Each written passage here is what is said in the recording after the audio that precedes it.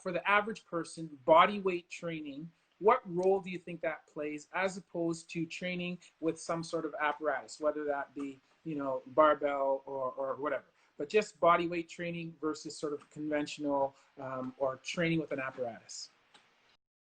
Yeah, I think this is where the idea of our bodies being a vehicle that we are driving is very important to realize, and that the first thing you do in the morning and the last thing you do in the evening is get out of bed, get into bed. You're not using any equipment.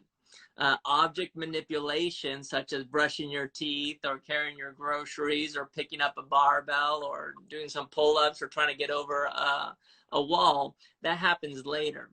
So the more aware one becomes of how they move through space independently of manipulating an object or moving an object, the more proficient they become at then applying that ability to picking something up.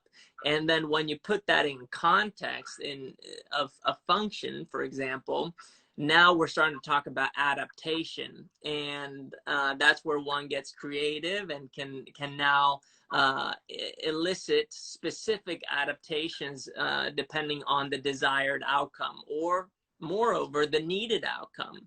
And that's where most people aren't aware of what they need. But when they start paying attention to how they move, when they just move their bodies, they start to become aware of those things, and they go beyond their desires and into meeting their needs. And I think this is what you were talking about earlier, is that as a doctor and someone who practices medicine, medicine is the teaching of science, and doctoring is the teaching of a doctrine. But what we need, and this is something that is important in academia, is to do more research so we can expand on the doctrine and not allow there to be dogma. And this is the ever revolving door that we need to go through and be willing to go through. And I think that's where body weight exercise plays a role in our overall awareness and consciousness.